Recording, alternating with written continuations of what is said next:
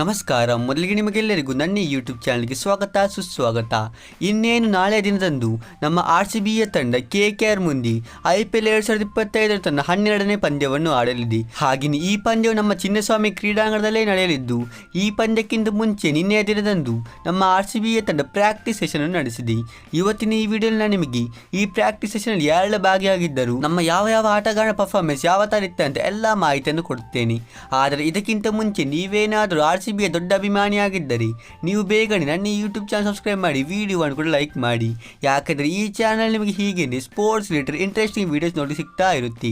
ಹಾಗಾದರೆ ಇನ್ನೂ ತರ ಮಾಡಿದ ಬೇಗನೆ ಈ ವಿಡಿಯೋನ ಸ್ಟಾರ್ಟ್ ಮಾಡೋಣ. ಪ್ರಾಕ್ಟೀಸ್ ಸೆಷನ್ RCB ಅಭಿಮಾನಿಗಳಿಗೆ ಮೊದಲ ದೊಡ್ಡ ಗುಡ್ ನ್ಯೂಸ್ ಯಾರಪ್ಪ ಅಂದ್ರೆ ಅದು ರಜತ್ ಪಡಿದಾರ್ ಅವರ ಕಡೆಯಿಂದ. ಹೌದು, ಕಳೆದ ಹಲವಾರು ದಿನಗಳಿಂದ ರಜತ್ ಪಡಿದಾರ್ ಅವರು ಫಿಂಗರ್ ಇಂಜರಿಯಿಂದ ಬಳಲ್ತಾ ಇದ್ದರು.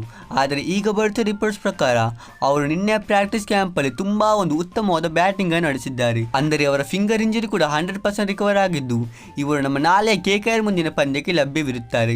ಮತ್ತೆ ನೀವಿಲ್ಲಿ ಇವರ ಬ್ಯಾಟಿಂಗ್ ಅನ್ನು ನೋಡಬಹುದು. ಇವರು ಎಷ್ಟು ಉದ್ದವಾದ ಸಿಕ್ಸರ್ಗಳನ್ನು ಹೊಡೆಯುತ್ತಾ ಇದ್ದಾರೆ ಅಂತ. ಅಷ್ಟೇ ಅಲ್ಲದೆ ನಿನ್ನೆ ಪ್ರಾಕ್ಟೀಸ್ ನಲ್ಲಿ ಅಂತೂ ಇವರು ನಮ್ಮ ಬೌಲರ್ ಆದ ಸುಯೇಶ್ ಶರ್ಮಾ ಅವರಿಗೆ ಒಂದೇ ಓವರಲ್ಲಿ ಬರೋಬ್ಬರಿ 3 ಸಿಕ್ಸರ್ ಅನ್ನು ಹೊಡೆದರು.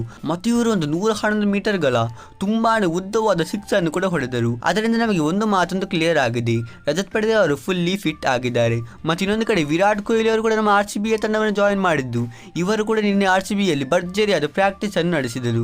ಇವರು ಕೂಡ ಒಂದು ಉತ್ತಮವಾದ ಲಯದಲ್ಲಿ ಕಾಣಿಸ್ತಾ ಇದ್ದು, ನಾಳೆಯ ಪಂದ್ಯದಲ್ಲಿ ಇವರು KKR ಮುಂದೆ ಗರ್ಜಿಸುವುದರಲ್ಲಿ ಯಾವುದೇ ಒಂದು ಡೌಟ್ ಕಾಣಿಸ್ತಾ ಇಲ್ಲ.